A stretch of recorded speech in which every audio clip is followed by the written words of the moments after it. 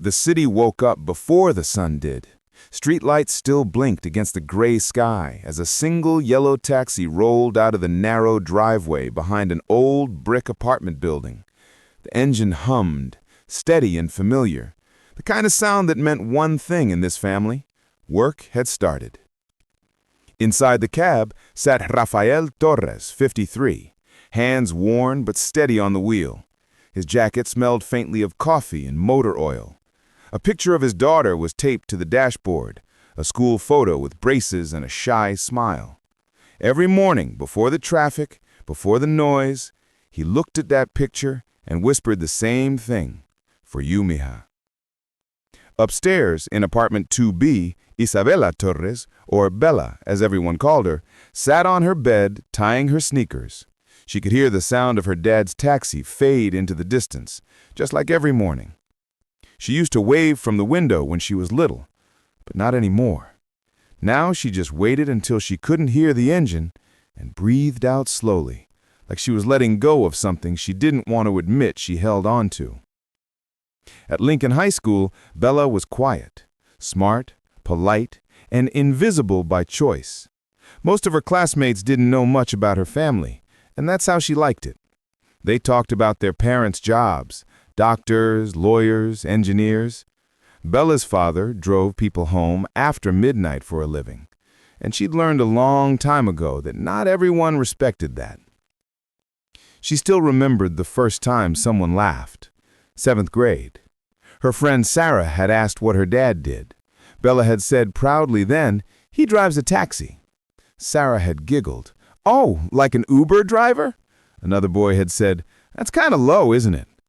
And Bella had felt something small and warm inside her, her pride, go quiet. Since then, whenever anyone asked, she just said, "He works for a transportation company." That Friday morning, Bella stepped off the city bus 2 blocks from school, clutching her backpack straps. Her dad's taxi was parked at the corner, the bright yellow kind that still stood out in a sea of ride-shares. Rafael was waiting for a passenger, humming softly to a Spanish song on the radio. When he saw Bella walking, his face lit up. He honked the horn, twice, quick, their little signal from when she was younger. Bella froze. Her friends were just ahead, crossing the street. They turned at the sound. "Is that your dad? He drives a taxi?" One of them asked, smiling. Bella's throat tightened. She wanted to smile, to wave and say, "Yeah, that's my dad. He's the hardest working man I know." But instead, the old fear crept in, that they'd laugh again. She looked down and whispered, "No, I don't know him." Her dad's face changed, just for a moment, when she walked past him without looking. He didn't say a word. He just watched her go. The light turned green, and the taxi pulled away. For the rest of the day, Bella couldn't focus. The sound of the horn echoed in her head, louder than the teacher's voice, louder than her guilt. That night, when she got home, her dad was sitting at the kitchen table, eating dinner alone. The radio was off. The apartment felt too quiet. He smiled when she came in, but his eyes, they looked tired in a way she'd never seen before. "Long day, huh?" he said gently. "Yeah," Bella mumbled, not meeting his gaze. She went straight to her room and shut the door. Outside, on the table, the photo of her, the one from the dashboard, lay flat, the tape peeling at the corners. That night, as the city slept, one yellow cab sat under the streetlight below their building, still and silent. A father wondering when his daughter had started hiding him from the world. The next morning, Isabela Torres couldn't look her dad in the eye. He had left breakfast on the table just like always: 2 slices of toast, a scrambled egg, and a note scribbled on a napkin. "Be safe today, mija. Proud of you. Dad." The word proud hit her like a small ache in her chest. She stuffed the note into her pocket, grabbed her backpack, and left without saying much. She told herself it didn't matter. Her friends didn't mean any harm yesterday, they just didn't understand. Still, she couldn't shake the way her dad's face had fallen when she ignored him. At Lincoln High, whispers moved fast, faster than truth ever could. By lunch, the story had already spread. Bella's dad drives a cab. No way, seriously? She said he owns a transportation company. Guess that company has yellow doors and a meter on top. She tried to laugh it off, but her cheeks burned. Every snicker in the hallway felt aimed at her. When Grace, her best friend since 3rd grade, slid into the cafeteria seat beside her, she looked worried. "Hey, what's going on? People are saying stuff about your dad." Bella poked at her food. "It's stupid, don't listen." Grace tilted her head. "He really drives a taxi?" Bella's shoulders tensed. "Yeah, but it's not like that. He's just doing it until something better comes along." The lie tasted bitter the moment it left her mouth. Grace nodded slowly. "Okay, but Bella, you don't have to hide that. He's still your dad." Bella looked away. "You don't get it." Grace wanted to say more, but the bell rang, and Bella, grateful for the noise, stood and left. That evening she took the long route home, walking past the park and the grocery store instead of catching the bus. The sun had already dipped behind the skyline, and the city lights were blinking to life. She turned a corner and froze. Her dad's taxi was parked by the curb, hazard lights blinking. He was outside the car, helping an elderly woman carry her groceries to the door of a small apartment building. He smiled as he handed her the last bag, refusing the few dollars she tried to give him. "Don't worry about it, Senora. You've got enough to carry." The woman smiled back. "You're too kind, Rafael." She watched from behind a lamppost, her throat tightening. She didn't know the woman, but she recognized the way her dad talked. Humble, kind, patient. When he turned to walk back to his cab, he looked older than she remembered. The street light caught the silver in his hair, and she realized something she hadn't before. Her father wasn't embarrassed of his job. She was embarrassed of him. The thought made her chest hurt. That night, when he came home, she pretended to be asleep. She heard him pause outside her door. He whispered, "Good night, mija. I hope you had a good day." She bit her lip, fighting tears. For the first time, she wasn't sure who she was trying to protect, herself or him. The next day, when she walked into school, the whispers started again. Only this time, she heard a new one. "Did you see the video?" Her stomach dropped. "What video?" A boy turned his phone toward her. A short clip posted online. Her father's taxi. Her father helping the old woman. The caption read, "Wholesome moment. Taxi driver helps grandma in the rain." But someone had added a comment below. "Wait, isn't that Bella Torres's dad?" Her secret was officially gone. By the time Isabella Torres reached homeroom, the video had already been shared dozens of times. Kids huddled around their phones, whispering, snickering, gasping. Some smiled at the sweet part, the way her father helped the old woman. Others, they laughed at the idea that her dad drove a cab. Bella tried to walk straight to her seat, but it was like walking through a tunnel of murmurs. "That's him! Her dad's kind of famous now. Taxi hero, huh? Didn't she say her dad was a businessman?" Each voice felt like a small cut. When she sat down, Grace slid into the seat next to hers, her phone in her hand. "Bella," she whispered, "don't look at the comments, okay?" Bella forced a small, shaky laugh. "That bad?" Grace hesitated. "Some people are being mean, but some are actually saying nice things too, like, 'That man's got more kindness than money ever could.'" Bella didn't answer. She kept her eyes on the desk, her mind spinning. For years, she'd hidden her dad's job because she thought people would look down on her. Now, they were looking anyway, and she didn't know whether to feel proud or humiliated. At lunch, things got worse. When she walked into the cafeteria, one boy stood on a chair and shouted, "Need a ride, Bella? Should I call your dad's cab?" The laughter that followed felt like thunder. Her face burned red. She turned and ran, past the tables, out the double doors, down the hall until she found the nearest bathroom. She locked herself in a stall, covered her mouth, and cried quietly. It wasn't just the teasing. It was the guilt. Because she knew, deep down, that her father would never be ashamed of her the way she had been of him. After school, she took the long way home again. When she turned the corner near the grocery store, she saw her father waiting at a red light, his taxi idling quietly. For a moment, she wanted to wave, to run up and tell him how much she loved him. But the light changed, the cab rolled forward, and she froze, her heart pounding with a strange mix of love and shame. That night, when Rafael came home, he was smiling, the kind of smile she hadn't seen in a long time. "Bella," he said, setting down his jacket, "you won't believe what happened today.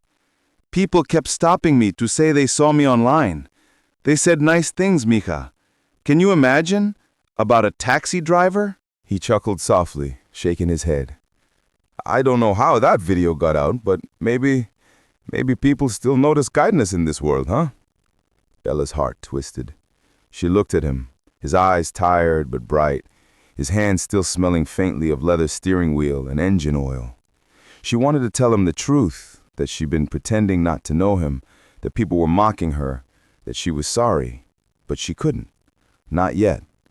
So she just smiled weakly and said, "That's great, Dad." He grinned, oblivious to her guilt. "Maybe one day you'll be proud to ride in my cab again, eh?" Bella's chest tightened. She forced a laugh. "Yeah, maybe." But when she went to her room that night, she finally opened her notebook and wrote in shaky letters, "I am the taxi driver's daughter, and I wish I hadn't been afraid to say it." By Monday, the video had spread beyond her school. It was on Facebook, TikTok, even a local news page titled, "NYC Taxi Driver's Act of Kindness Melts Hearts Online." The comments were endless. "We need more people like him. That's real New York kindness. This man deserves a medal." But at Lincoln High, the story had taken a different turn. Some kids thought it was cute, others thought it was funny. And for Rafael Torres, it was torture. She spent most of the day avoiding eye contact, keeping her hoodie up, eating lunch in the library. Every time her phone buzzed, she didn't want to look because each new notification meant another reminder of a secret she couldn't hide anymore. That afternoon, as she was leaving school, dark clouds rolled in. The wind picked up, whipping her hair across her face. Within minutes, rain began pouring down, heavy and cold. "Great," she muttered, pulling her hood tighter. The bus stop was packed, everyone crowding under the small shelter. A line of cars splashed through puddles on the street. Then, through the blur of rain and traffic, a familiar yellow taxi slowed to a stop. The window rolled down, and her father's voice called out, warm and calm as ever, "Need a ride, mija?" Her heart dropped. Everyone at the bus stop turned to look, curious, then whispering. Bella froze.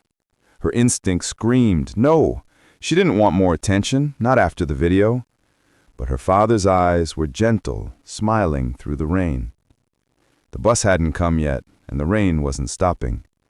Slowly, she stepped forward, opened the door, and slid into the back seat. Her father grinned. "Seatbelt," he said, as always. She clicked it in place, her face red. "Thanks, Dad." As the cab pulled into traffic, the sound of rain filled the silence between them. She stared out the window, watching the water streak across the glass. Rafael glanced at her in the mirror. "Rough day?" She nodded. Something like that. He didn't press. He never did. After a while, she said quietly, "Everyone saw the video." He smiled. "Yeah, pretty crazy, huh?" "They know you're my dad." The smile faltered just slightly. "Ah, and that's a problem?" Bella hesitated. "No, I mean, I don't know." He nodded slowly, keeping his eyes on the road. "You know, when I first started driving, I used to be embarrassed too. I had a college degree back home. I wanted to be an engineer, but life had other plans." He smiled faintly. "Then one night, I drove a nurse home from a 12-hour shift. She told me she hadn't eaten all day, so I gave her my sandwich."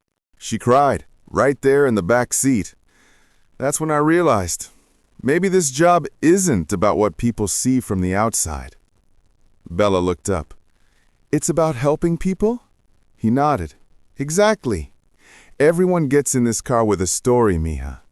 My job is to take them where they need to go. Sometimes that's across town.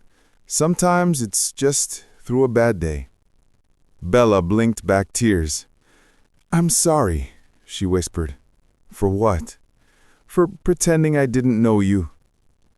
The rain pattered softly against the roof. Rafael glanced back at her through the mirror, his eyes kind, not angry.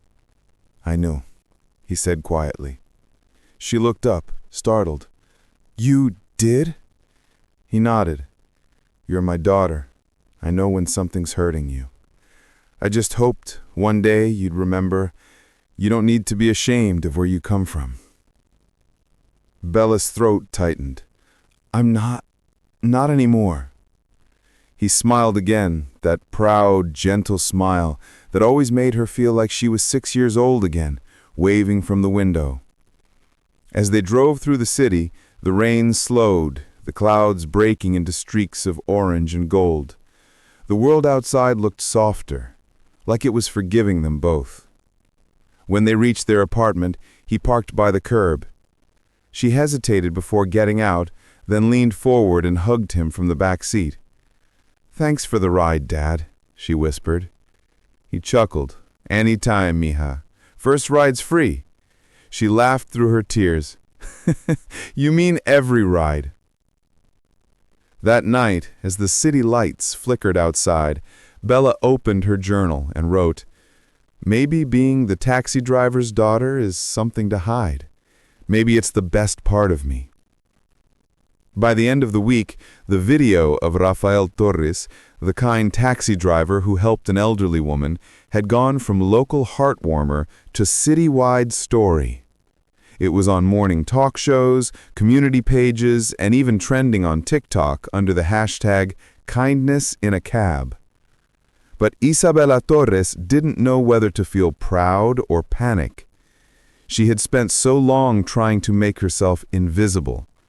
Now her father, and by extension, she, was suddenly visible to everyone. On Friday morning, when she got to Lincoln High, she noticed something strange. The hallways were quiet. Not mocking quiet, but curious quiet.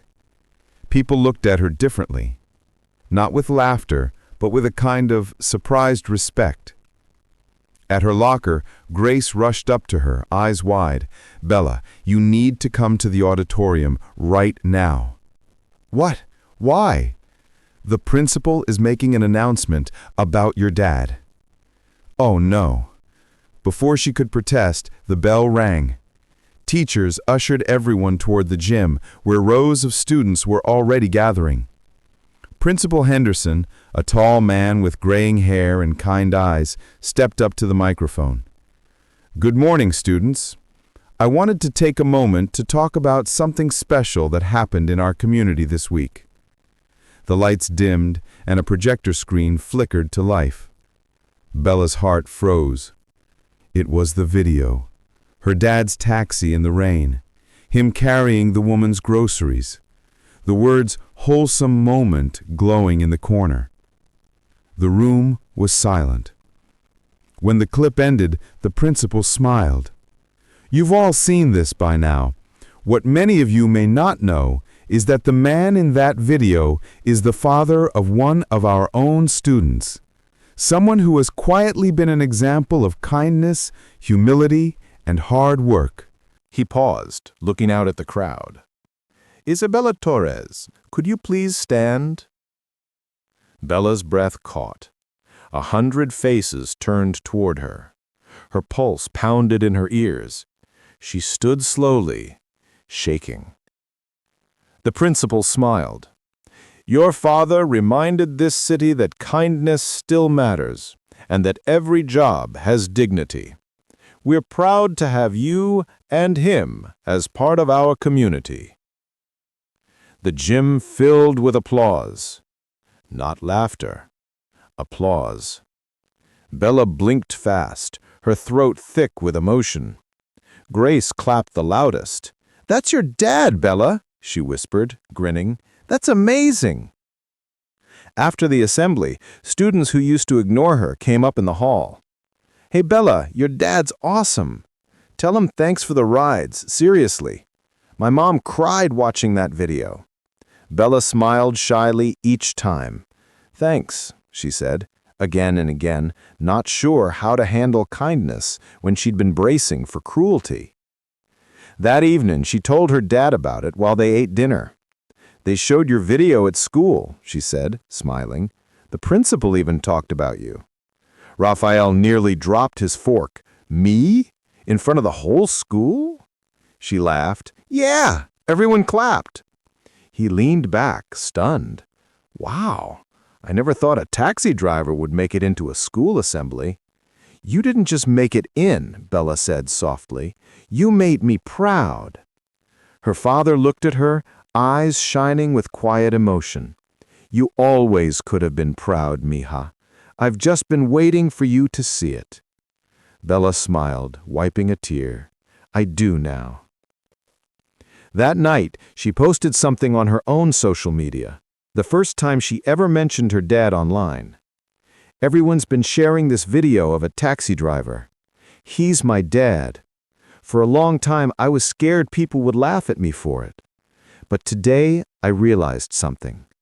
He doesn't just drive people, he changes them. Hashtag the taxi driver's daughter. Hashtag proud. Within hours, her post had hundreds of comments, not from strangers, but from classmates, teachers, and even old friends. Your dad's a legend. Thanks for sharing this, Bella. He raised an amazing daughter. That night, Bella went to bed smiling for the first time in a long time. And downstairs, her father, sitting alone with his coffee, scrolled through the comments on his daughter's post, whispering softly, Gracias, Dios. She's not hiding anymore. Saturday mornings in New York were always busy for Rafael Torres. Airport runs, grocery store drop-offs, tourists heading downtown, the kind of day that kept his taxi meter ticking and his heart calm. He liked the rhythm of it. Each fare was a new face, a new story, a reminder that life kept moving. But this Saturday was different. This time, Bella was riding with him. She hadn't done that in years, not since she was little and used to sit in the front seat pretending to be his assistant. But that morning, she asked if she could come. Her dad had looked surprised. You sure, mija? It's not exactly a thrill ride. She said, I'm sure. I want to see what it's like. Now, sitting beside him, she watched the city through new eyes. The taxi smelled faintly of pine air freshener and coffee. A small stuffed rosary hung from the rearview mirror, swinging softly with every turn. Rafael hummed along to a Spanish radio song, drumming the steering wheel with his thumb. You know, he said, glancing at her, this seat's been empty too long. She smiled. I think I was scared to sit here. Of me? Of what people would think. He nodded slowly. Ah, that's okay. Sometimes we forget that love doesn't need permission. She looked out the window. You always talk like that, like you're in a movie or something. He chuckled. No, movies get their lines from people like me. Their first passenger of the day was a woman in her 30s, juggling a briefcase and a phone. She slid into the back seat, barely glancing up. "Midtown, please, and hurry if you can." Rafael smiled. "You got it." As they drove, the woman sighed loudly. "I swear the city never stops. I've been working non-stop for weeks, and I can't even find a decent driver who doesn't grumble." Bella turned slightly in her seat. "My dad doesn't grumble." The woman blinked, surprised. "Oh, you're his daughter." Bella nodded proudly. "Yeah." Her dad chuckled softly, eyes on the road. "She's my boss, actually." The woman laughed. "Well, your dad's one of the good ones. We need more people like him in this city." When they reached her stop, she handed him a $20 bill. "Keep the change," she said. Then to Bella, "You're lucky, kiddo. Your dad's got the kind of smile this city needs more of." The door closed, and the cab rolled forward again. Bella sat quietly, her chest warm. "She was nice," she said. "Most people are," Rafael replied. "You just have to meet them halfway." Later that day, the last passenger surprised them both. An elderly man with silver hair and a navy cap climbed in. "The hospital, please," he said. "St. Luke's." He spoke softly, with a tremor in his voice. Rafael nodded and began driving. After a few blocks, the man cleared his throat. "You know, I saw you on the news." Rafael smiled. "Ah, yes. The rain and groceries. That was me." The man nodded. "You reminded me of my son. He passed away last year. He used to do things like that. Small kindnesses no one noticed." Bella's chest tightened. "I'm sorry," she said softly. The man smiled faintly. "Thank you, sweetheart. Don't be sorry. Just keep being kind. It's the only thing that lasts." When they reached the hospital, he took a folded paper from his coat and handed it to Rafael. "For you and your daughter." Rafael frowned. "Sir, you don't have to." "Please," the man said. "It's just a thank you." He got out, waved, and disappeared through the sliding doors. Inside the envelope was a note. "To the taxi driver and his daughter. You reminded me that goodness still exists in this world. Thank you for giving me hope today." A crisp $50 bill was tucked inside. Rafael looked at Bella. "What do you think we do with this?" Bella smiled. "We share it." He nodded. "That's my girl." That night, they used the money to buy pizza, not just for themselves, but for their neighbors downstairs, an elderly couple on a fixed income.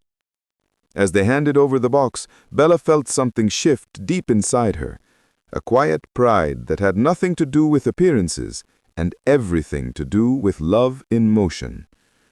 When she went to bed, she wrote in her journal, "I used to think my dad just drove people, but really, he carries their stories, and maybe now he's teaching me how to carry mine." Spring came quickly that year, the kind of spring that made the city smell like rain and flowers and possibility. At Lincoln High School, seniors buzzed with talk about college applications, prom dresses, and scholarship deadlines. Posters filled the hallways. "Essay contest, my role model, $10,000 scholarship." Isabella Torres stood in front of the bulletin board, rereading the announcement. Her friend Grace nudged her. "You should enter," she said. "You're a great writer." Bella shrugged. "Yeah, but everyone's going to write about celebrities, doctors, or people who cured something." Grace grinned. "Or maybe someone who carries groceries in the rain." Bella laughed. "You mean my dad?" "Exactly," Grace said. "Write about him. Tell the world what kind of man he is." Bella hesitated. She'd spent so many years hiding him, Could she now write about him for the whole school to read? But the idea stayed with her all day. That night, after dinner, she sat at her desk, staring at the blinking cursor on her laptop. Then she began to type. My role model, the taxi driver. Some people measure success in money, titles, or the size of their office. My father measures it in miles. Every mile he drives is a story. Someone getting home safe, someone starting again, someone finding kindness where they didn't expect it. When I was younger, I used to feel embarrassed about his job. I thought driving a taxi meant he wasn't as important as everyone else's parents. But I was wrong. My father doesn't just drive, he listens, he comforts, he gives people a reason to believe the world still has good in it. And every night when he comes home, tired, smelling like rain and city streets, he still asks about my day before talking about his. He has taught me that dignity doesn't come from what you do, but how you do it. My father isn't just my role model, he's my reminder that kindness is stronger than shame and love is the best direction you can take in life. When she finished, tears blurred the words. It wasn't just an essay, it was an apology. The next day, she turned it in without telling her dad. She didn't want to raise his hopes or her own. 2 weeks later, the results were announced during morning assembly. The gym was packed. Principal Henderson stood at the microphone again, smiling broadly. This year's scholarship goes to a student whose essay moved every judge on the panel, he said. Her words reminded us what real success looks like. Bella felt her heart race. The winner of the My Role Model Scholarship is Isabella Torres. The room erupted in applause. Grace squealed and hugged her. Bella froze for a moment, stunned. Then she stood, cheeks red, tears in her eyes, and walked up to the stage. The principal shook her hand and said, "Your essay touched every one of us. You should be proud of your father and of yourself." "I am," Bella whispered, her voice trembling. That evening, when she got home, she found her dad waiting at the table with a huge smile and a newspaper in his hands. "You didn't tell me," he said, grinning from ear to ear. "You wrote about me." She laughed through her tears. "You read it?" "Everyone did. One of my passengers showed me the article on their phone." Rafael stood and hugged her tightly.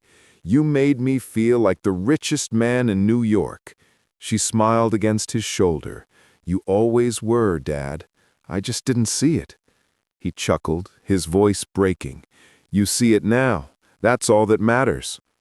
That night, she opened her journal and wrote her next entry. "He drove me everywhere I needed to go, even when I didn't know where that was. And somehow, he brought me home." The morning after the scholarship announcement, Isabella Torres woke up to the smell of coffee and the sound of humming from the kitchen. Her dad was already dressed for work, his taxi keys jingling on the counter. "Morning, college girl," he said with a grin, handing her a mug. "Morning, cab legend," she teased back.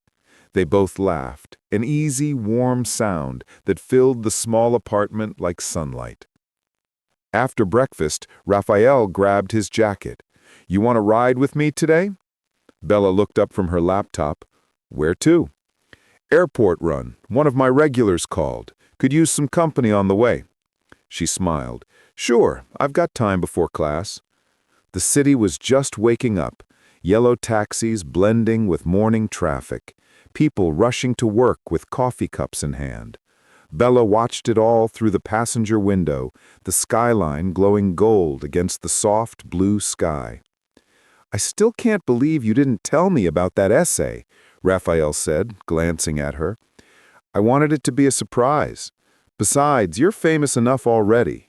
He chuckled. "Ah, don't remind me. Yesterday, some guy asked for a selfie while I was refueling." Bella laughed. "You're a local celebrity now." He shrugged with a grin. Hey, if it helps get me bigger tips, I'll take it. When they reached the address for the pickup, a man in his 60s was waiting by the curb with a suitcase and a tired smile. Good morning, he said as he climbed in. JFK, please. Sure thing, Rafael said. Should take about 40 minutes with traffic. The man leaned back, exhaling. Perfect. My flight's not till noon. You know, I'm glad I caught you. I requested a cab because I didn't want to deal with the apps today. Old school style, Rafael said. I like that. The man smiled. Exactly. Halfway through the ride, he struck up conversation. You two related? He asked, noticing the way Bella kept looking at her dad with quiet admiration. She's my daughter and future college student. Ah, the man said warmly. Congratulations, young lady. Thanks. I just got a scholarship yesterday. The man nodded. Good for you. Hard work always pays off. Rafael smiled. That's what I tell her. The man chuckled. You sound like a good dad. I try. There was a pause, and then the man said quietly, You know, I used to drive a cab too, for 20 years. Helped put my kids through school. They're both engineers now. Rafael glanced at him in the mirror. No kiddin'. The man nodded. Yeah, hard job. People look right past you. But every ride is a small act of trust, isn't it? Rafael smiled. It is. The man continued, his voice thoughtful. I quit driving when I got sick last year. Sold the cab. I miss it sometimes, the rhythm of it. But I'm glad my kids never felt ashamed of it. Bella's heart tightened. He looked at her kindly. You know, young lady, taxi drivers see life from every angle. They don't just move people, they connect them. You should be proud. Bella met his gaze in the mirror. I am, she said. When they arrived at the airport, the man handed Rafael the fare and reached into his coat pocket. He pulled out a folded piece of paper. This is for you and your daughter, he said. Rafael frowned. Sir, that's not necessary. Please, the man interrupted. You've both reminded me of something I'd forgotten, what it feels like to love what you do. He handed it to Bella instead, smiling gently. For college, he said, and walked toward the terminal. When they opened the note inside the cab, it read, For the driver who drives with heart and the daughter who learned to see it, thank you.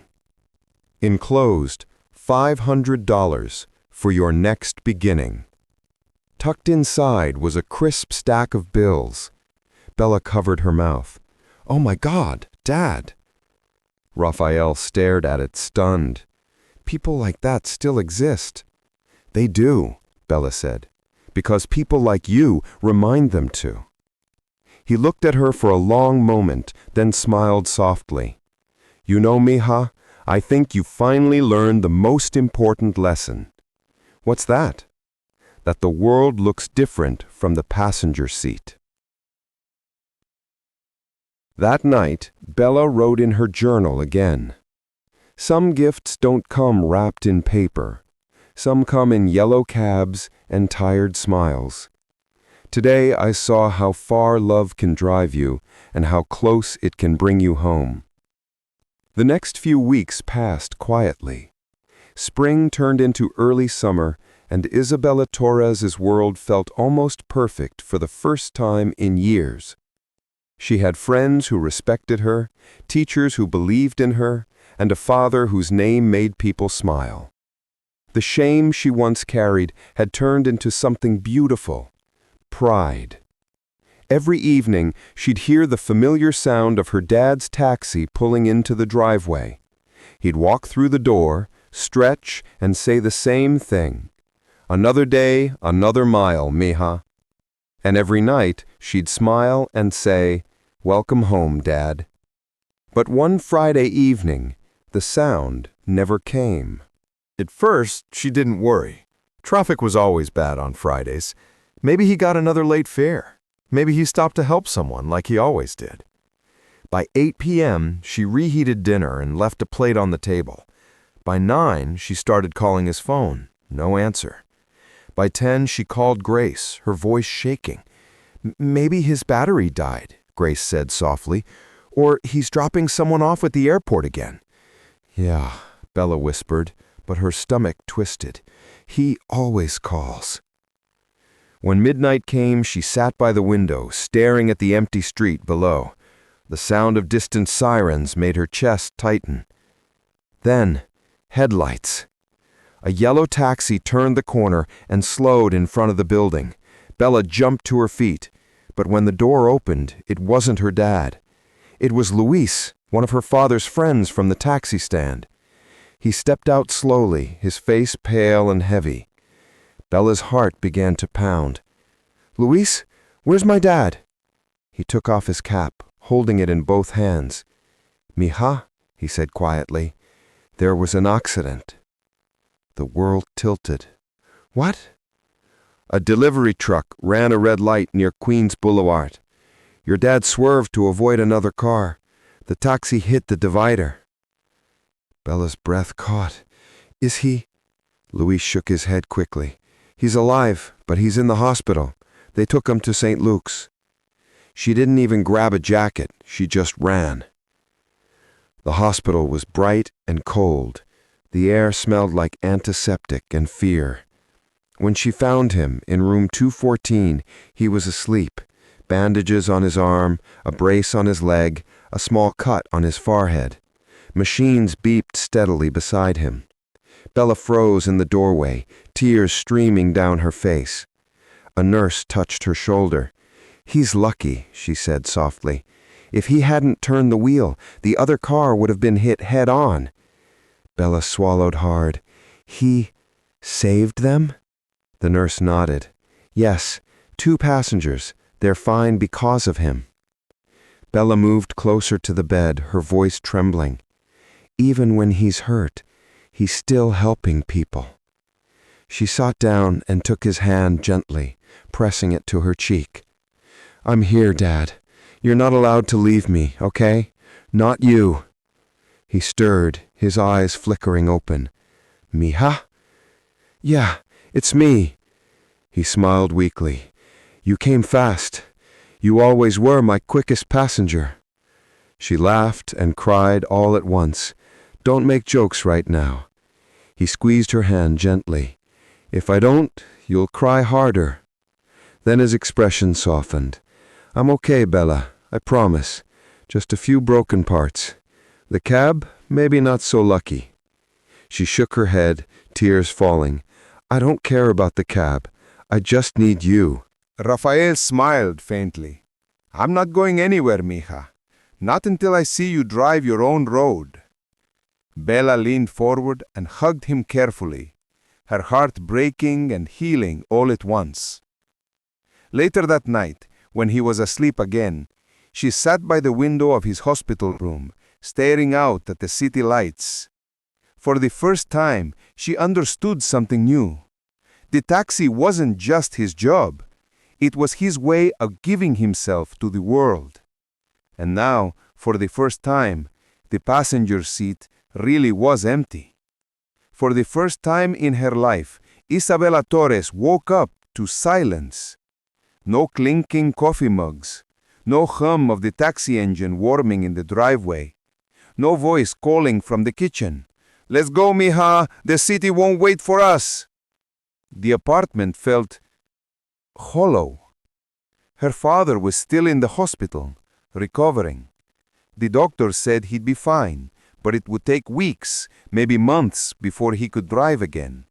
He'd broken his leg in 2 places. The taxi? Totaled.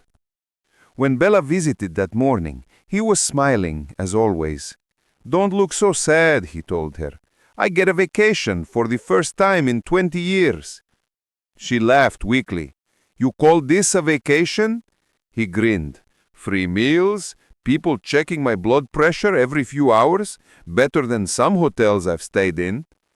But when he drifted off to sleep, Bella saw the truth written in the lines of his face. Her dad didn't know how to rest. He'd spent his whole life moving, from one fair to another, from one day to the next, because staying still meant thinking about everything he'd sacrificed. At school, people still asked about him. Is he okay? Does he need anything? Tell him everyone's praying for him.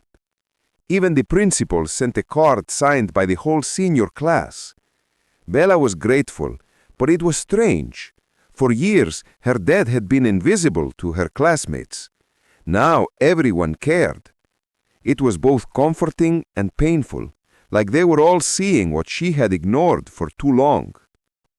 One afternoon, after visiting hours, she walked home alone. The city that once buzzed with energy now felt muted. Every yellow cab that passed made her heart twist.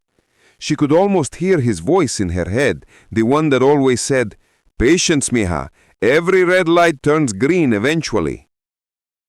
At their building, she stopped by the mailbox. It was overflowing.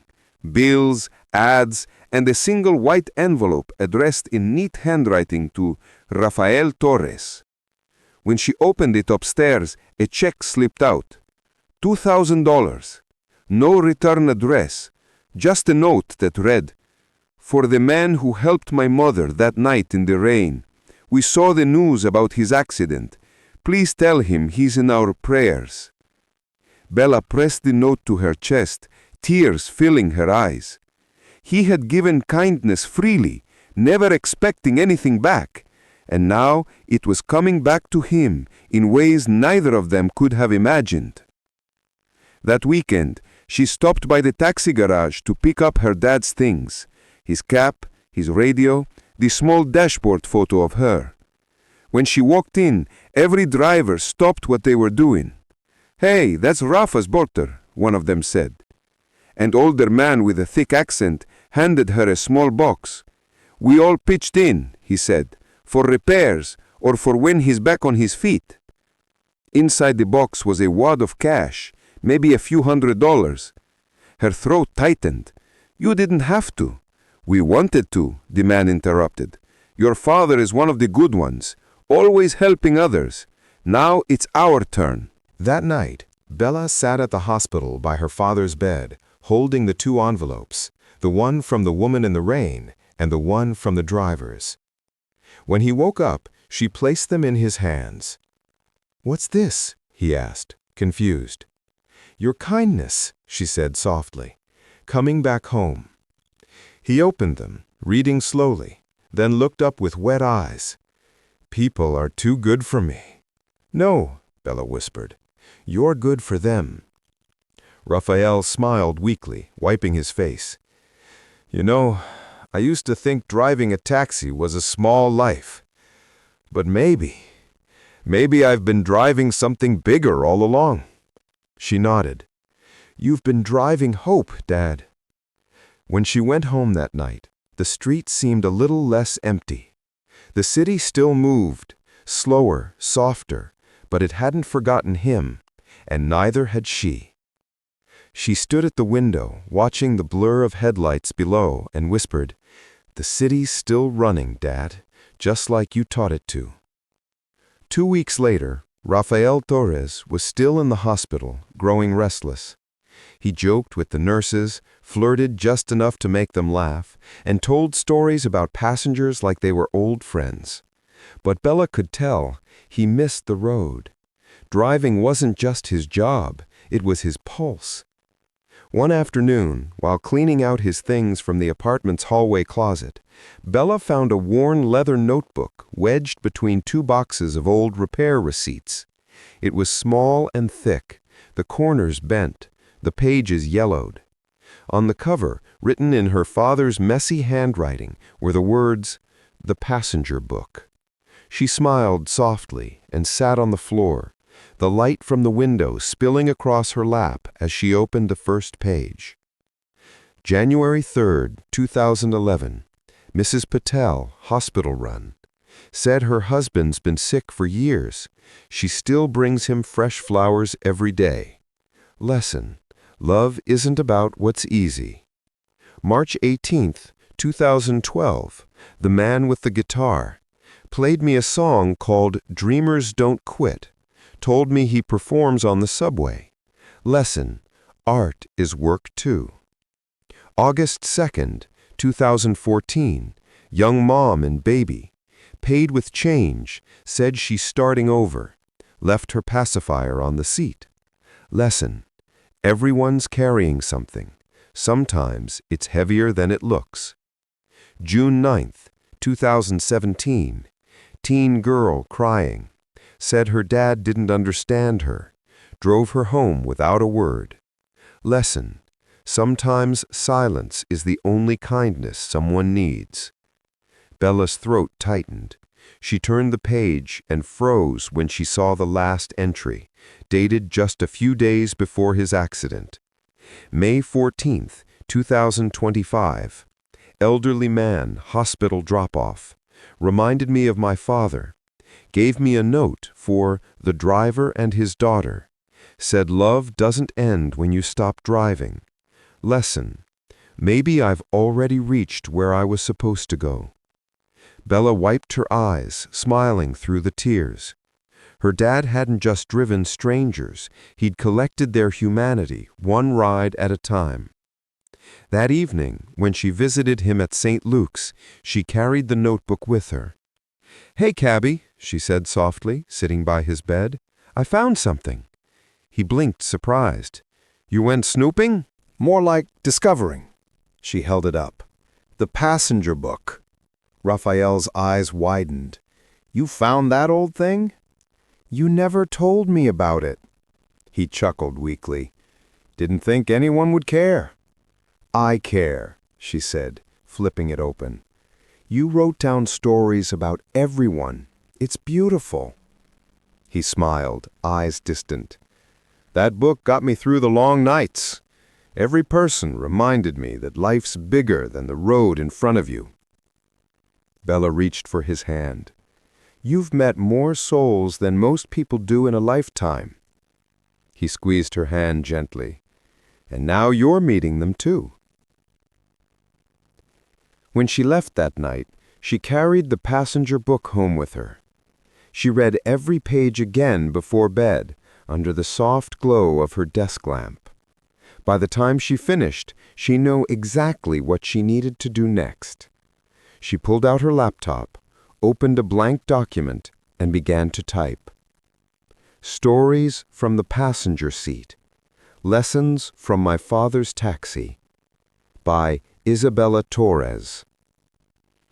It wouldn't just be an essay this time. It would be his book, their book, shared with the world. That night, before she fell asleep, she whispered toward the ceiling. We're going to tell them your story, Dad, every mile of it. And for the first time since the accident, the apartment didn't feel empty. It felt alive again, like the city itself was listening.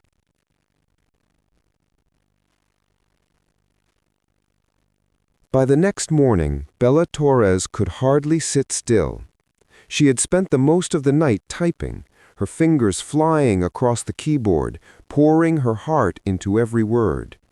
Her father's stories, once hidden in a dusty leather notebook, now lived on her screen. When she finished editing, she uploaded the first few entries to a small blog she created called The Passenger Seat Project. Real stories from one New York taxi driver who changed how I see the world. She added photos, the worn notebook, the dashboard rosary, her father's faded yellow taxi parked under the city lights. Then she hit publish. She didn't expect anyone to read it. It was just for him. By lunchtime, her phone buzzed. 1,043 views. Then an hour later, 5,200. By evening, the number had exploded. Thousands of comments, hundreds of shares, and messages from strangers across the country. Crying in my office right now. Your dad sounds amazing. Reminds me of my father, who was a bus driver. Thank you for sharing this. We need more stories like this, Bella. The blog spread across social media, picked up by local journalists, then by national ones. Within 2 days, it was featured on a morning show segment, The Taxi Driver Who Taught His Daughter About Kindness. Bella watched the broadcast from her father's hospital room, hand over her mouth, eyes wide. "Dad, you're on TV again," she whispered. Rafael looked up from his bed, blinking at the screen. There he was, his face, his name, his words being read by a smiling reporter. The nurse came in and grinned. "Mr. Torres, you're famous again." Rafael shook his head in disbelief. "Ay, Dios mío, all I ever did was drive." Bella smiled through tears. "No, Dad, you connected people. You made the city smaller and kinder." He reached for her hand, his voice soft. "I was just trying to make you proud." "You did," she said, squeezing his fingers gently. "Now the whole country knows why." That night, Bella's inbox filled with emails from readers, people who'd ridden in taxis, people who'd lost their parents, people who wanted to share their own stories of kindness. One message stood out. From Megan H., editor, Horizon Press. Subject, The Passenger Seat Project. Dear Isabella, we came across your blog and were deeply moved by your father's story. We'd love to talk to you about turning it into a book, a collection of his lessons and your reflections. Please reach out if you're interested. Warmly, Megan H., Senior Editor, Horizon Press. Bella read the message 3 times before she could even breathe. Then she turned to her father, who was half asleep, and whispered, "Dad, they want to make your stories into a book." He blinked, confused. "A book? Like in bookstores?" She nodded, grinning through tears. "Your passengers are going to ride a lot farther than New York now." He laughed softly, the sound fragile but full of wonder. "Well, I'll be. Who knew an old cabby could go global?" That night, Bella opened her journal again.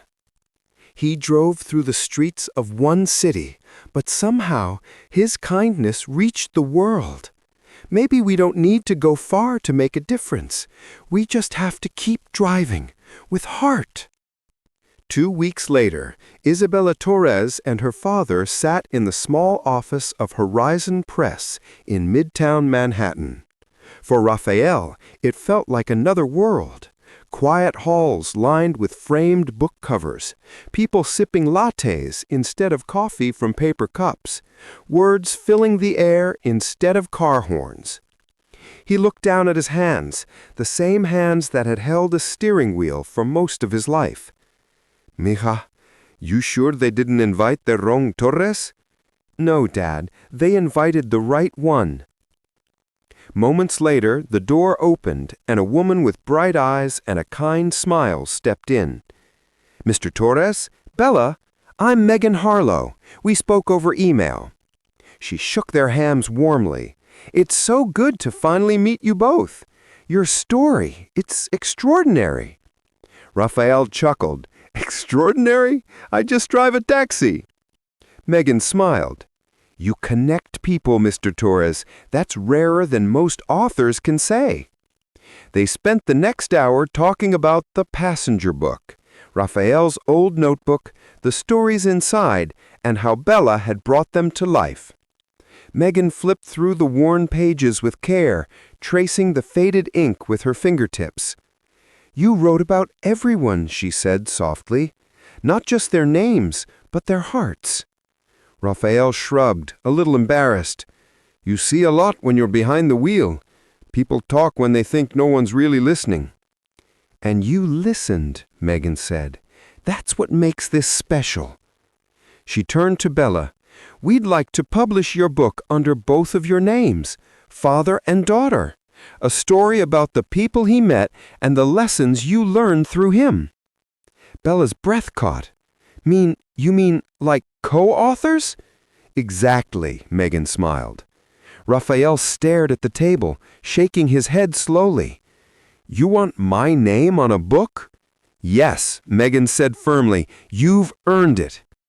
He blinked, swallowing hard. Señorita, I barely finished high school. That's okay, Megan said gently. You finished something more important, a life of kindness. When they left the office, the city outside looked different. The same honking cars, the same crowded sidewalks. But to Bella, it all felt brighter. Her dad walked beside her quietly, his hand resting on his cane, his limp still healing. Then he stopped and looked up at a bookstore across the street. You think one day our book will be in there? She smiled. I don't think, Dad. I know. He laughed softly. Well, I better start practicing my autograph then. That night, they celebrated with takeout Chinese and old salsa music. Rafael danced, slowly, carefully, in the living room, using his cane as a rhythm stick. Bella clapped along, laughing. You're ridiculous. He twirled the cane and winked. Hey, authors have to enjoy the spotlight. Later, while he slept, Bella sat at the kitchen table, staring at the contract they had signed. Her name, his name, side by side. She traced the letters softly with her finger, whispering, You used to drive people home, Dad. Now your words will take them there too.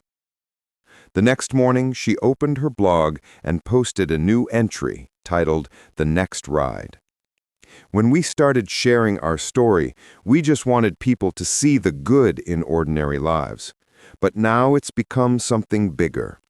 A reminder that every person has a story worth hearing, even the ones sitting quietly in the driver's seat. By noon, the post had been shared over 100,000 times. The world wasn't just reading their story, it was feeling it. When stories from the passenger seat hit the shelves, it felt like the city itself paused to take notice. Bookstores displayed it in their front windows, a yellow cab on the cover, headlights glowing beneath the title. Inside, each story had its own heartbeat, its own truth. By the end of the first month, the book had sold thousands of copies. People wrote letters, emails, even postcards from across the country. Your father reminded me of mine. I read this to my mom in hospice. She smiled the whole time. Thank you for proving that kindness still matters. When Horizon Press called to say they wanted to send them on a small U.S. book tour, Bella thought it was a joke, but it wasn't. So one crisp autumn morning, she and her father boarded a train headed south, their first stop, Philadelphia. Rafael wore his best jacket, the one Bella had given him for Christmas years ago. He still walked with a slight limp, but his spirit was stronger than ever. He looked around the train car, grinning. You know, mija, this is the first time I've been a passenger in years. Bella laughed. Don't start telling the conductor how to drive. He winked. No promises. At the first bookstore, they expected maybe a dozen people. Instead, the line wrapped around the block. Families, taxi drivers, college students, nurses, teachers, all waiting to meet them. When Rafael took the microphone to speak, his hands trembled at first. But as soon as he started talking about his passengers, Mrs. Patel with her flowers, the man with the guitar, the crying teen, the crowd grew silent. You could have heard a pin drop. He said softly, I'm not a hero. I just drove people where they needed to go. But what I learned is sometimes people don't need a destination. They just need someone to listen. The room erupted in applause.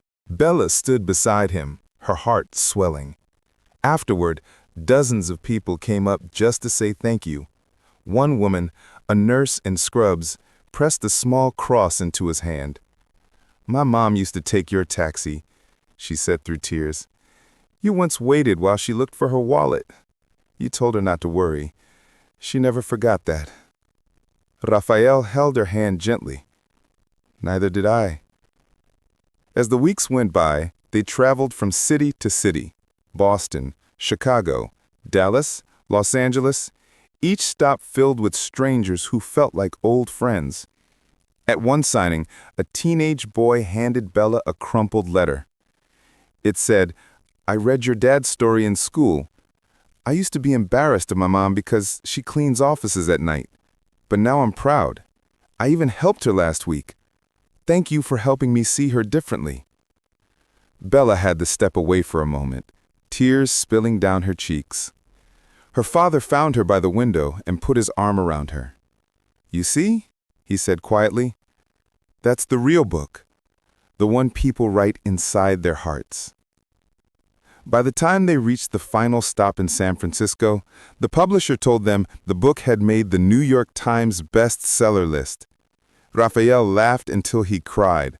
"A taxi driver, a bestseller. Dios mío, what's next? Hollywood? Maybe. The Taxi Driver's Daughter, coming soon to theaters." He wagged a finger. "Only if you play yourself, mija." "Deal," she said, smiling. That night, in their hotel room overlooking the glowing Golden Gate Bridge, Rafael sat by the window, quietly watching the cars below. "Funny," he said softly. "I used to think I'd die behind that steering wheel.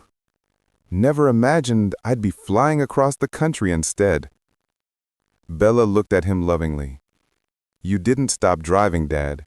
You just found a bigger road." He nodded, tears in his eyes. "And you're sitting right next to me." When she went to bed, she wrote her newest journal entry. "Every road leads somewhere, even the ones we try to hide from. My father taught me that dignity isn't in what you do, but how much love you carry while doing it. And tonight, that love feels endless." When the plane landed back in New York City, the skyline shimmered beneath the pale morning sun. For Isabella Torres, it felt like coming full circle. The same city that once made her hide was now the one welcoming her home. Her father sat by the window, his taxi cap perched proudly on his head. "You know," he said, grinning, "the last time I flew, I had a middle seat between a crying baby and a snoring man. This was much better." Bella laughed. "Yeah, this time you got a first-class upgrade, best-selling author." He winked. "Guess kindness has its perks." When they stepped out of the airport terminal, something unexpected happened. A small crowd had gathered by the arrivals gate. Drivers from Rafael's taxi company, local reporters, neighbors, and even some of his regular passengers. Someone held up a sign that read, "Welcome home, Rafael Torres, New York's favorite driver." Rafael stopped in his tracks, blinking in disbelief. "Dios mío." Bella grinned. "Looks like you've got fans." People began clapping as they walked forward, cheering and waving copies of their book. A few reporters shouted questions. "How does it feel to be back? What's next for you and your daughter?" Rafael raised his hands, laughing. "Next, maybe I just rest my wheels a bit." That afternoon, they returned to their apartment building. It was small, but it had always been home. The hallway smelled like old wood and cinnamon, and when they opened the door, the sight made Bella's chest tighten. On the kitchen table sat flowers, letters, and newspaper clippings, gifts from neighbors, classmates, even strangers who'd slipped notes under the door. One envelope caught her eye. No name, just handwriting that read, "From one father to another." Inside was a short letter. "Mr. Torres, I never knew your name until I read your book, but years ago, you drove me home when I was at my lowest. You told me, 'Don't give up. Sometimes the next stop is better than you think.' That night, I decided not to end my life. I just wanted you to know that your kindness saved me." Bella's hands trembled as she read it aloud. Her father's eyes filled with tears. He sank into a chair, covering his face. "I didn't even remember who he was, but I'm so glad he's still here." Bella hugged him tightly. "You didn't just drive him home, Dad. You drove him back to life." That evening, they took a walk through their neighborhood. The city buzzed around them. honking horns, kids playing on stoops, food carts filling the air with the smell of grilled onions and coffee. Everywhere they went, people stopped him. "Hey, Taxi Torres! Mr. T loved the book. Can I get a picture?" Each smile, each handshake was a quiet thank you for the years he'd spent unseen, for the miles he'd driven that meant something to someone. Later, as the sun dipped behind the skyline, they stopped at a crosswalk. Rafael looked at his reflection in a taxi window, the same yellow glow that had carried his life for decades, and said softly, "I used to think this cab was my whole world, but it turns out it was just the beginning." Bella slipped her arm through his. "You didn't just drive people, Dad. You taught them how to move forward, even when they were lost." He smiled. "Guess that's one lesson worth repeating." That night, back in their apartment, Bella wrote in her journal, "The city never really changed. I did. The same streets that once embarrassed me are now sacred ground. Because every road, every turn led me back to who I am, the taxi driver's daughter." She looked out the window at the lights below and whispered, "Welcome home, Dad." The summer air in New York hung heavy with warmth and nostalgia. For the first time in decades, Rafael Torres didn't wake before dawn. No alarms, no dispatch radio, no engine humming in the driveway. His taxi, the one he had driven since before Bella could walk, sat quietly in the garage, its yellow paint dulled and its meter frozen at 0.00. It was the end of an era. One morning, Rafael sat at the kitchen table, a cup of coffee in his hand, and the morning paper spread in front of him. But he wasn't reading it. His gaze lingered on the window where the sunlight painted slow-moving shapes across the floor. Bella entered, tying her hair back. "You okay?" He nodded, forcing a smile. "Yeah, just thinking." She sat across from him. "About what?" He looked at her for a long moment before answering.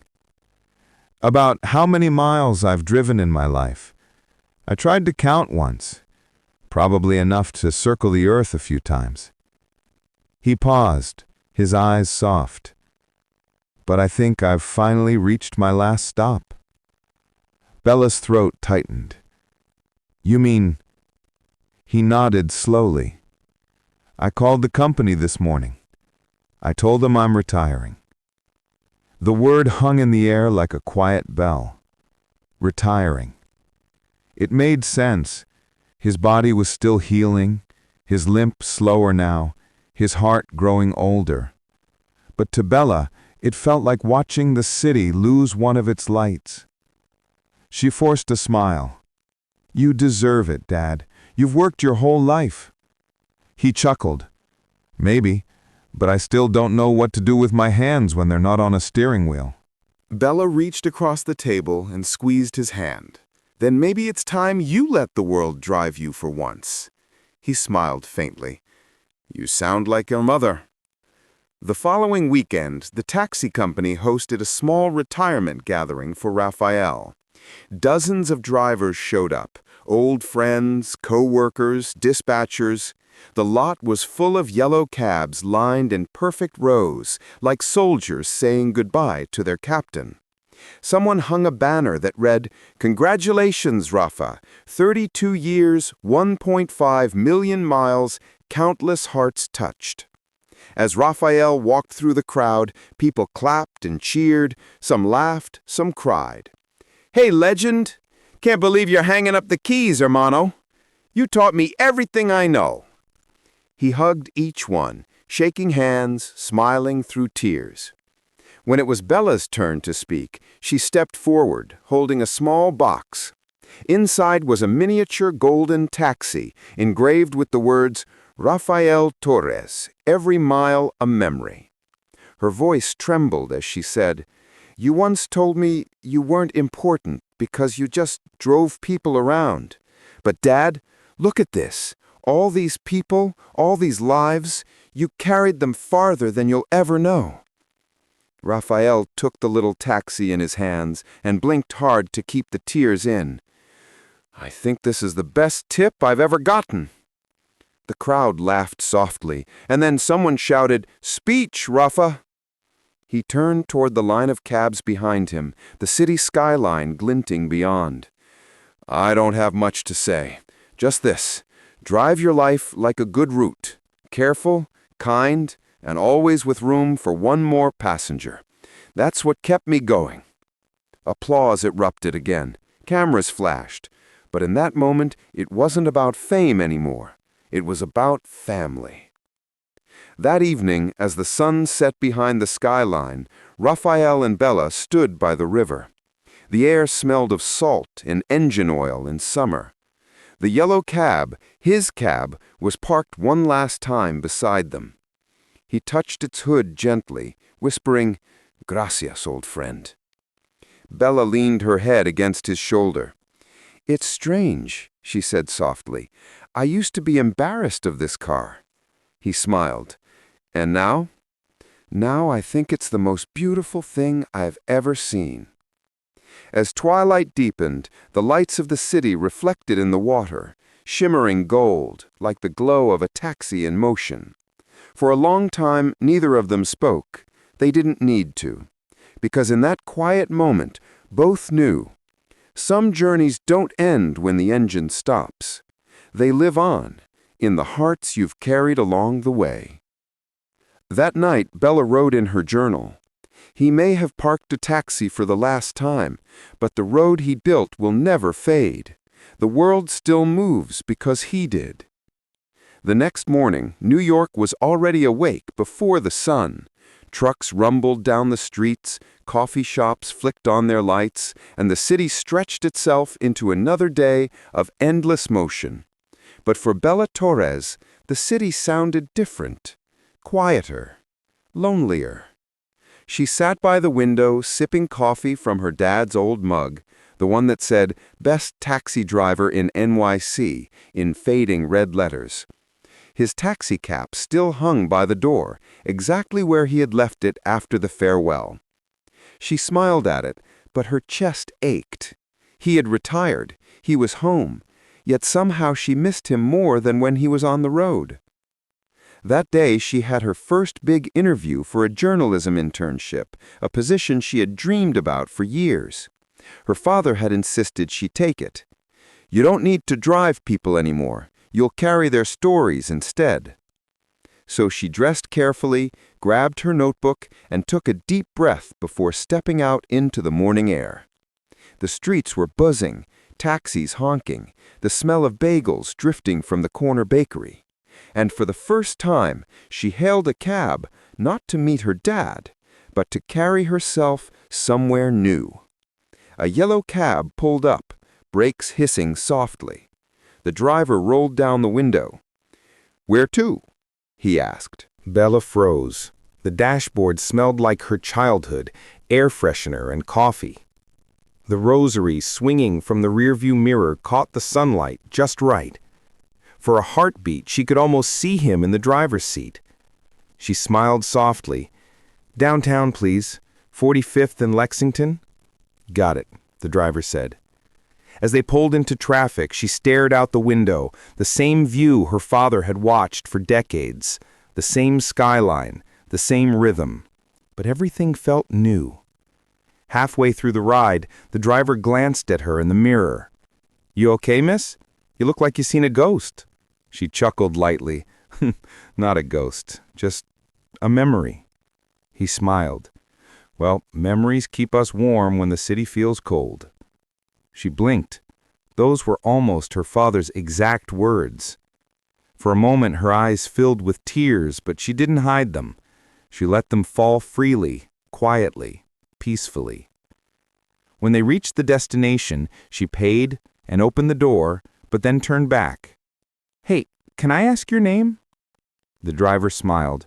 Rafi. Her heart skipped. Rafi? Yeah, short for Rafael, he said casually. Why? She stared for a second, then smiled through the ache in her chest. No reason. Just thanks for the ride. He nodded. Anytime. As the taxi pulled away, she whispered to herself, You still find me, don't you, Dad? The interview went well, better than she dared hope. The editor had read her blog, recognized her last name, and said, You're the taxi driver's daughter, right? You write like someone who listens. She smiled. I learned from the best. When she left the office, she didn't take the subway. She walked, slowly, because for the first time, she didn't feel like she was chasing life. She was living it. That night, she told her father about her day. He sat in his recliner, eyes bright, listening the same way he always had. So, you took your first ride without me? Bella smiled. Yeah, but it didn't feel like you were gone.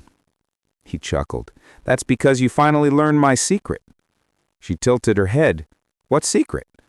He leaned back, grinning.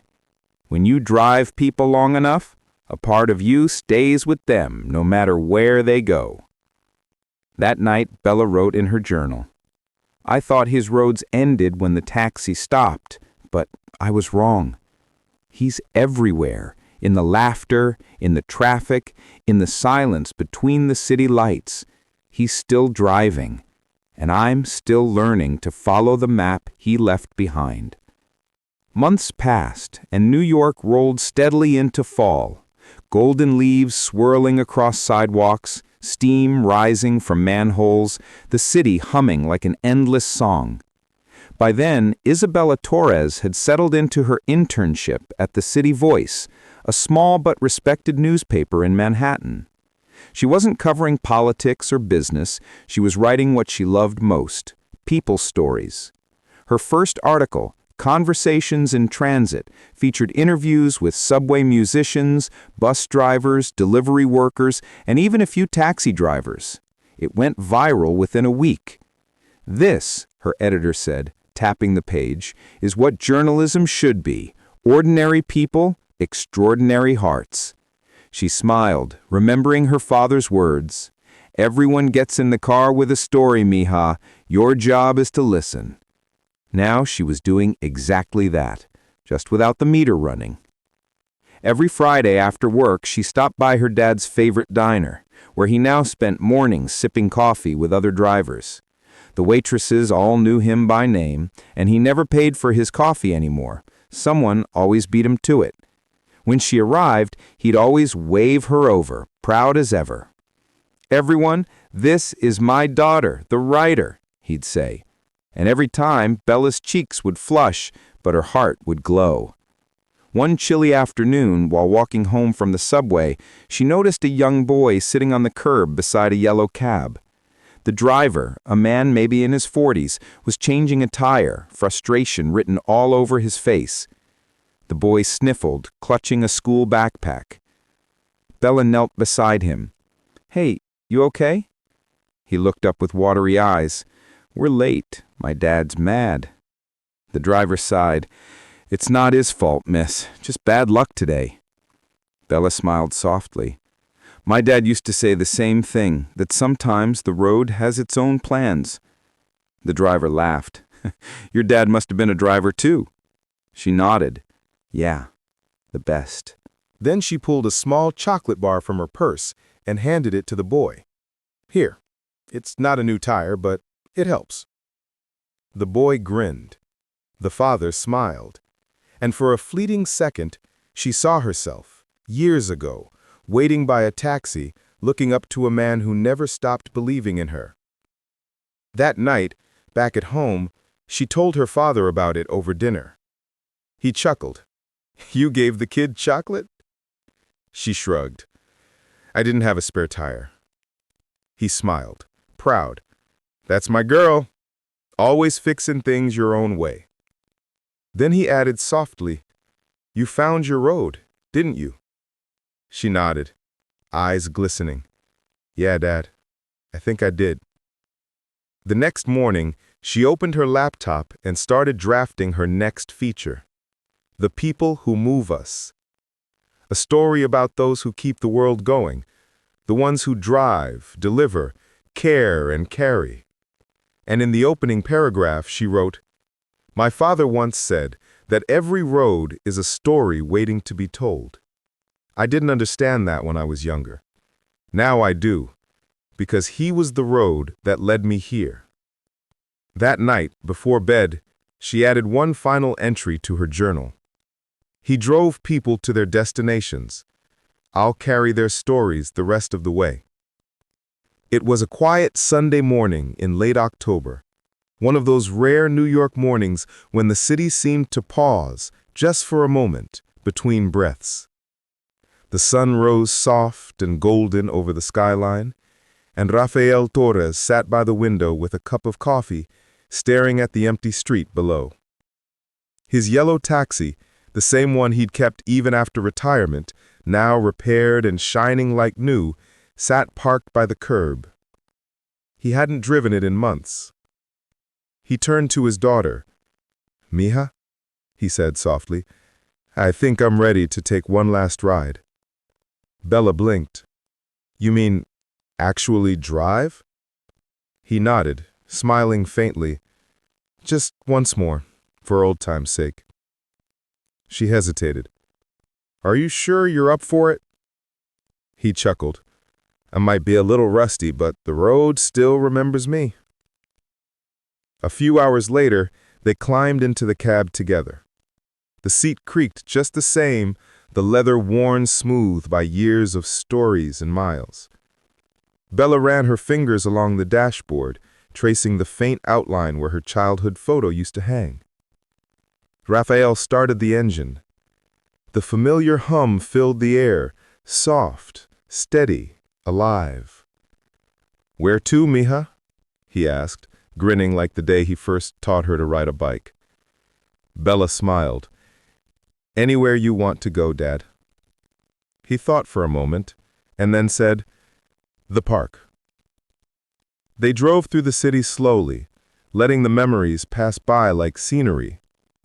Every corner, every street light, every diner window seemed to whisper pieces of his life back to him. "There's the coffee shop where I met your mother," he said, pointing. "And that's the corner where I once stopped traffic to help a blind man cross." Bella smiled, her heart full. "You've left your fingerprints all over this city." He nodded. "And it's left plenty on me." When they reached Central Park, he pulled over near the old fountain. The autumn leaves shimmered gold, spinning gently in the breeze. Rafael shut off the engine. The silence that followed was peaceful, like a song finally reaching its last note. "This was my favorite route," he said softly. "I used to stop here at sunrise between shifts, sit in the cab, drink coffee, and watch the city wake up." Bella turned to him, her voice tender. "What were you thinking about back then?" He smiled faintly. "About how someday I'd get to rest, and maybe, if I was lucky, my daughter would have a better road than mine." Tears filled her eyes. "You gave me that road, Dad." He reached for her hand. "No, Mija, you built it." They sat quietly for a long time, watching the people walk by. Joggers, kids feeding pigeons, couples holding hands. The city moved around them, alive, constant, endless. Finally, Rafael sighed, leaned back in his seat, and whispered, "I think that's enough miles for me." Bella smiled through her tears. "You sure?" He nodded. "Yeah, I've been driving my whole life. Now it's your turn to take the wheel." She reached over, resting her hand on top of his. "I'll keep going, Dad. I promise." He smiled, eyes glistening. "That's my girl." When they got home, he parked the taxi for the last time under the streetlight.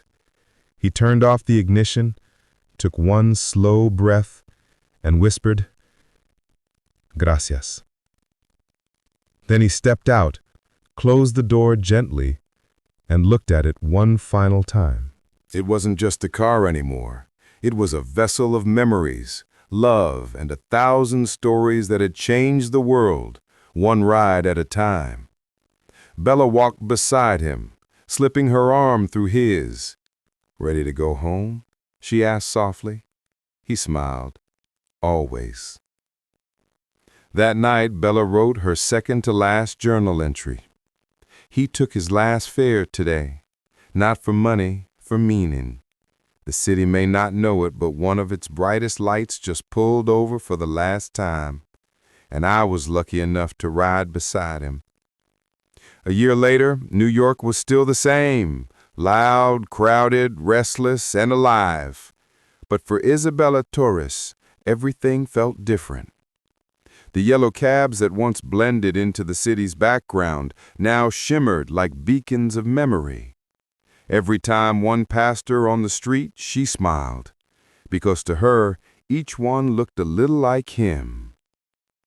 Rafael Torres had passed away peacefully that spring, in his sleep.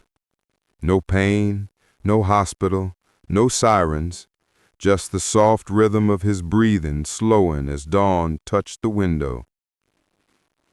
The city woke up the same day it said goodbye to one of its quietest heroes. Bella found him still holding his rosary, his taxicab on the chair beside him. He looked at peace, like a man who had finally reached home. For weeks she couldn't bring herself to write. The world kept moving, but she felt parked between grief and gratitude. Until one morning she found a sealed envelope on her desk, in her father's handwriting. The words on the front read, "For my daughter, my last passenger." Inside was a short letter. "Mija, if you're reading this, it means I finally found my last stop. Don't cry for me. I've had a good ride. The city gave me everything. Friends, laughter, purpose, and you. Promise me you'll keep moving, keep writing, keep listening. There's so many roads left to travel and they're waiting for your words. And when life feels heavy, look for the yellow cabs. I'll be in one of them, waving at you from the light. Love you forever, Dad." Tears blurred the ink as she read it, but she smiled because she could almost hear his voice saying the words. 6 months later, Bella stood in front of a crowd at the City Voice's annual Human Stories Conference, where she had been invited as a keynote speaker. Behind her was a large photo of her father standing beside his taxi, smiling under the city sun. When she stepped to the microphone, her voice trembled, but only for a moment. "My father used to say that everyone gets in the car with a story. He taught me that kindness isn't a big gesture. It's a small one, done over and over until the world changes." She paused, smiling through her tears.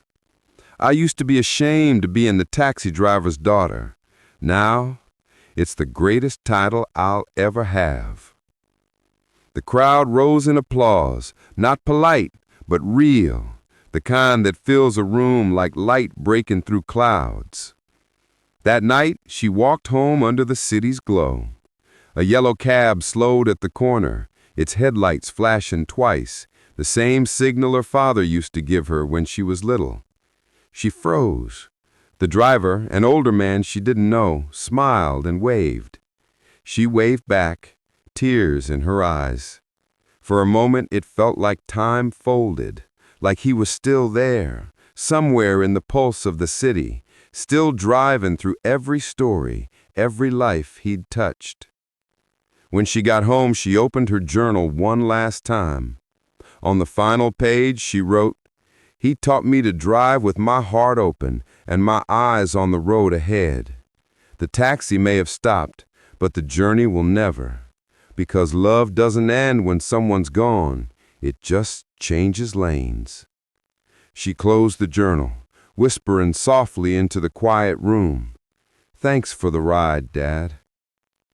Outside, a yellow cab passed by under the streetlight, glowing gold against the night, and she smiled, knowing the city would never forget him.